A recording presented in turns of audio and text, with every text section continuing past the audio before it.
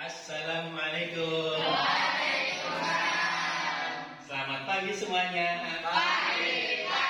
Pagi.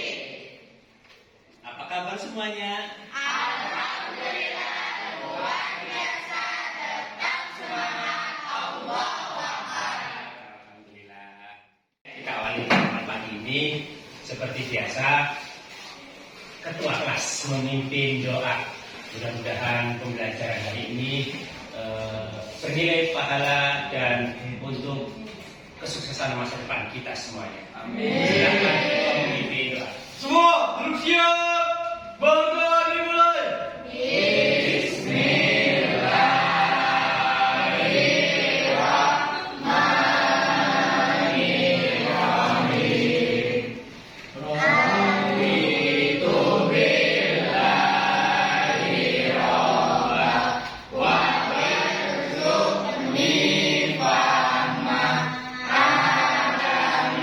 Mari salam. Assalamualaikum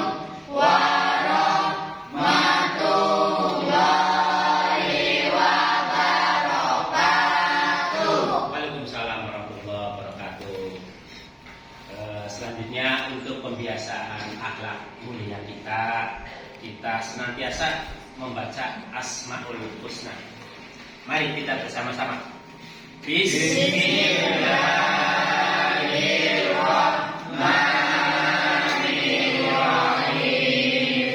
Ya Allah, ya Rahman, ya Rahim, ya Malik, ya Hadi, ya Bani, ya Baqi, ya Waris, ya Rashid, ya Sabur, ya Allah, ya Allah. Untuk absensi saya untuk kehadirannya hari ini masuk semua ya. Ada yang tak masuk? Apa sakit? Siapa? Eka. Coba saya absen dulu. Dari pertama, Angga Ramadan ya. Angga Ramadan Arya Pratama. Tadi saya sebelum masuk ke kelas ini bertemu dengan seorang guru. Ada guru yang berjalan berpapasan dengan saya. Kemudian dia berjalan dengan sederhana, tidak menunjukkan kesombongan. Padahal dia orang kaya. Kalau masalah dia guru olahraga, dia orang kaya, tapi dia tampil sederhana. Dia tegur sapa, memberikan salam. Itu adalah ciri orang yang berperilaku mulia, yaitu rendah hati. Ya, betul sekali, rendah hati. Yaitu untuk materi hari ini ya, itu adalah contoh rendah hati. Kita sekarang untuk membahas tentang rendah hati, hidup hemat, rendah hati, hemat, dan hidup sederhana.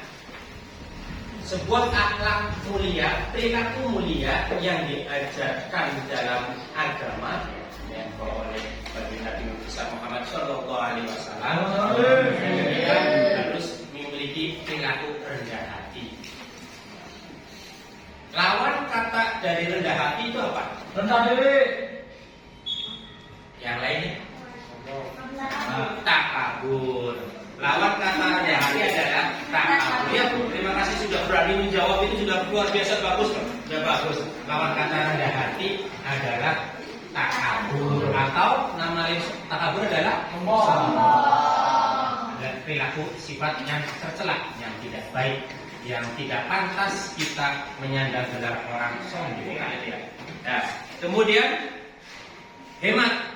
Hemat, lawan kata hemat adalah boros. Hemat, pangkal Kaya. Hemat, pangkal kaya. Sebelumnya untuk tujuan dari pembelajaran ini nanti setelah kalian semua menyaksikan tayangan tentang rendah hati, hemat, sederhana melalui PowerPoint. Ya, kita nanti juga akan berdiskusi untuk mengetahui Quran surat Al-Furqan, Quran surat Al-Isra, yang mana di situ ada pesan-pesan moral tentang ajaran untuk hidup rendah hati, hemat, dan sederhana. Ya. Jadi sikap rendah hati, sederhana dan hemat itu dapat meningkatkan keharmonisan kehidupan berkeluarga, dan juga nanti bermasyarakat. Semuanya, kita semua yang di rumah pasti punya keluarga tercinta, punya keluarga. Pak Guru juga punya keluarga di rumah, punya keluarga di sekolah. Ini adalah contoh keluarga saya misalkan ya, bersama anak-anak saya yang banyak sekali. Ya, anak-anak rohis, anak-anak pecinta sholawat ya, sedang bercengkrama, keharmonisan bersama. Itu adalah sebuah sikap rendah hati. Duduk sama rendah, berdiri sama tinggi, tidak menunjukkan kesombongan, kecongkakan, apa yang kita sombongkan. Kita adalah sama-sama makhluk ciptaan Allah yang sempurna ya, rendah hati. Kemudian selanjutnya kita mencoba untuk membaca surat Al-Furqan ayat 63. Ini di sini menerangkan tentang pesan betapa anjuran dari agama itu untuk hidup dengan rendah hati. Nanti Pak Guru contohkan dulu, nanti salah satu bisa coba membaca ya surat ini, surat Al-Furqan. A'udzubillahi minasyaitonir rajim. Bismillahirrahmanirrahim. Wa ibadur rahmanil ladzina yamshuna 'alal ardi hauna wa idza khatabahumul jahiluna qalu salama. Wa ibadur rahman, dan hamba-hamba Allah yang Maha Pengasih, alladzina yamshuna 'alal ard, yaitu orang yang berjalan di atas bumi, haunan, itu dengan rendah hati. Tidak jadi rendah hati bisa diukur dengan cara jalannya tidak selempem gitu ya jalannya ataupun apa jalannya. Kita harus menunjukkan jadi. Wa idza khatabahumul jahilun, apabila bertemu dengan orang yang usil, yang jahilun itu bukan hanya bodoh lah, jahil, orang yang mencibir kita, menghina kita ya, tetap kita ajarannya adalah qaulu salama, tetap kita balas dengan doa salam atau doa keselamatan. Walaupun dia menghina, siapa lo katakan, lo gue kan ya, kita tetap dengan sapa, salam, senyum, sapa. Salam, senyum, sapa. Ya. Jadi kita harus memberikan contoh ataupun mengamalkan ajaran surat Al-Furqan, yaitu untuk berjalannya rendah hati, kemudian bersapa dengan saya rendah hati.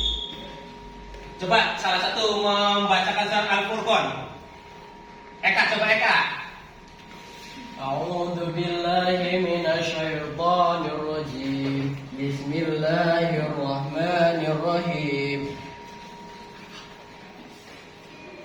Wa ibadur rahmanil ladzina yamshuna 'alal ardi hawnan wa idza khatabahumul jahiluna qalu salama. Shadaqallahul adzim. Ya, terima kasih, beri tepuk tangan ya. Kalian semua bisa, itu sebuah contoh dari ketua kelas, juga bisa membacakan dengan tartil, dengan fasih ya, sesuai tanda baca tajwid ya. Makanya kita nanti juga akan belajar ilmu tajwid dari Quran surat ini. Yaitu yang kedua dulu, itu nanti ada juga surat Al-Isra.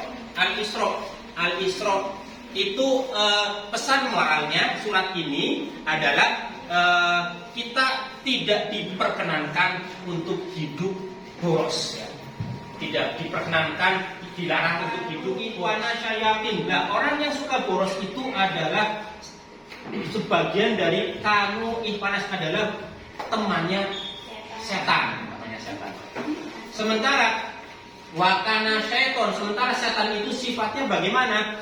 Li kepada Tuhannya, yaitu kafuro, selalu ingkar. Sekarang dicoba untuk membaca surat ini. Salah satu yang perempuan. Siapa? Yang siap? Siapa? Siap untuk perempuan yang membacakan. Bismillahirrahmanirrahim. Innal mubazzirina kanu ikhwana syayatin wa kana syaitanu lirabbihi kafura. Ya, bagus sekali ya. Kita berikan. Intinya adalah keberanian kita ya untuk mencintai Al-Quran dengan selalu membaca Al-Quran. Khairun nas man ta'allama al-Qur'ana wa 'allamahu. Sebaik manusia adalah yang mau belajar membaca Al-Quran dan mengamalkannya. Man ta'allama al-Qur'an wa 'allamahu. Kita belajar Al-Quran, mengamalkannya, itulah yang paling baik ya. Sehingga kita belajar itu sudah bagus sekali. Ya, bahasanya sudah bagus. Nah, kemudian lanjutnya kita lanjut untuk nanti pertemuan selanjutnya kita akan menghafal. Tapi untuk pertemuan pertama ini kita akan mengkaji hukum bacanya dulu. Ya. Untuk nanti pertemuan kedua nanti tentang hafalannya kita mencoba untuk memahami hukum bacaan mad, mempelajari tajwid, hukum bacaan mad dan macam-macamnya yang nanti kita coba terapkan pada surat Al-Furqan dan Al-Isra tadi ya. Hukum bacaan mad yang pertama yaitu hukum bacaan mad itu sendiri dibagi menjadi dua. Sekarang untuk yang pertama mad tabi'i. Mad tabi'i itu mad asli. Ya. Paham ya? Alhamdulillah. Sampai di sini dulu untuk pertemuan hari ini.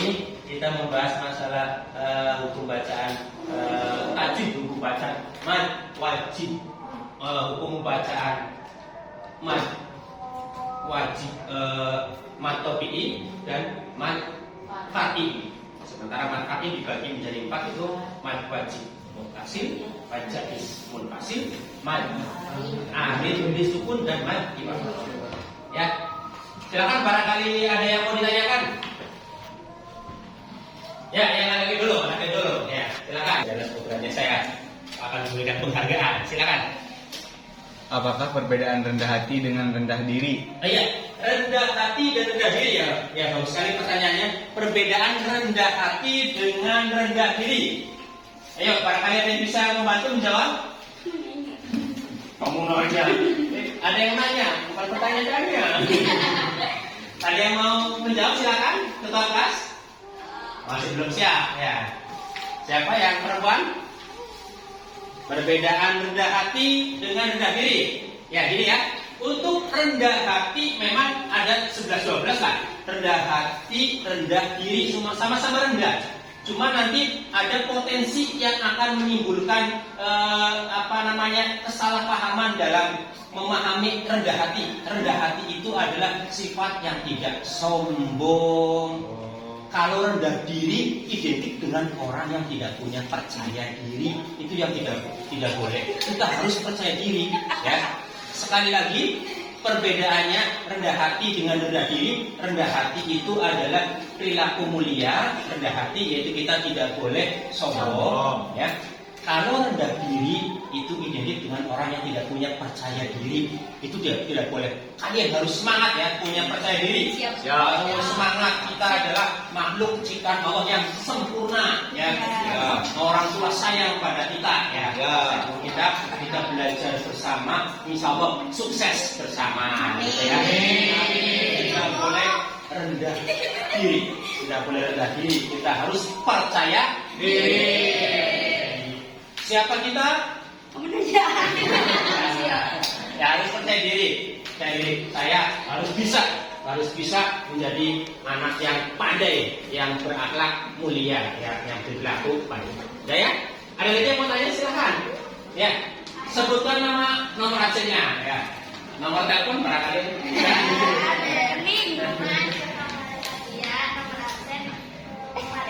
Siapa namanya tadi? Asafa ya, Asafa. Silakan. Apakah perbedaan mad wajib mutasil dengan mad jaiz mutasil? Oh, iya. Ya, ada yang bagus sekali pertanyaannya. Ada yang bisa jawab? Silakan. Perbedaannya apa? Mad wajib mutasil dengan mad jaiz munfasil. Ya, silakan. Mad wajib mutasil adalah mad tabi'i bertemu hamzah dalam satu lafaz, sedangkan mad jaiz munfasil adalah mad tabi'i bertemu hamzah dalam lafaz yang berbeda. Ya, betul sekali ya. Tepuk tangan kita.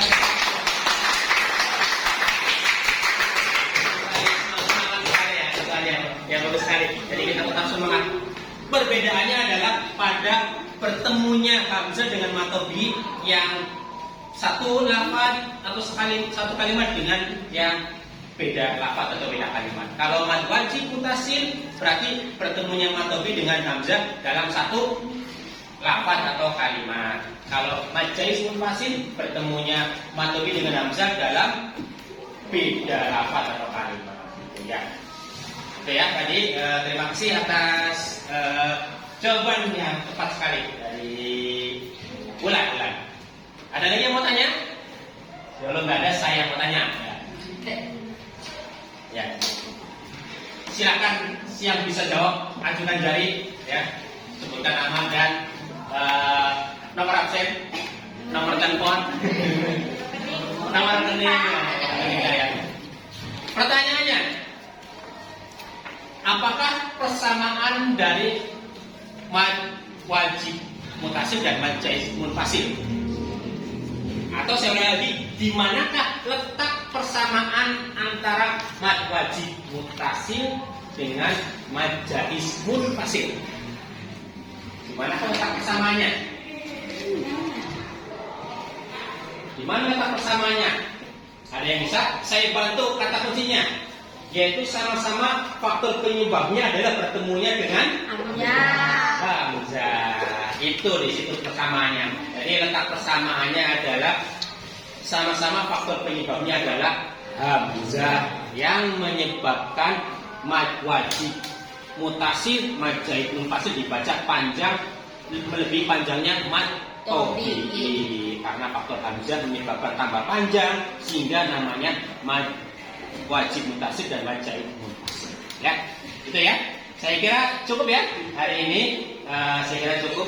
Nanti untuk pertemuan besok kita akan membentuk kelompok untuk mulai untuk hafalan surat Al-Furqan dan surat Al-Isra.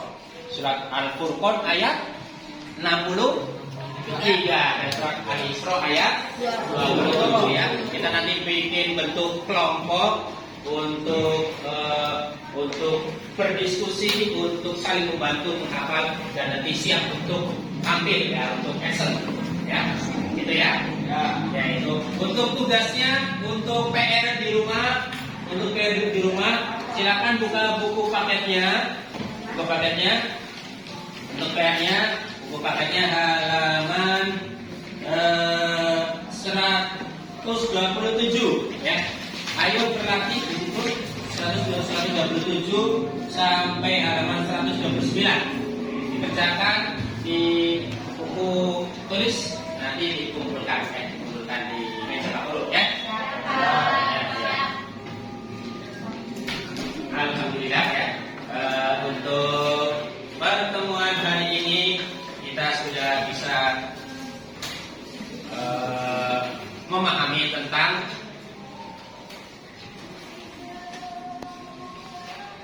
hidup sederhana ya, hidup hemat dan juga rendah hati ya. Jangan lupa ya kalian di rumah mempraktekkan rendah hati dengan orang tua, sederhana, hemat, jangan buang-buang air ketika mandi berlebihan, kemudian matikan listrik, charger HP kalau itu sudah tidak terpakai, jangan tancap terus. Kita hemat listrik ya, dipraktekkan ya. Untuk kesimpulan hari ini ya, pertemuan ini kita sudah belajar tentang hidup tadi apa, rendah hati ya, dengan tiga S. Salam, sapa, boleh sapa, senyum, ya itu jadi kita praktekkan di rumah.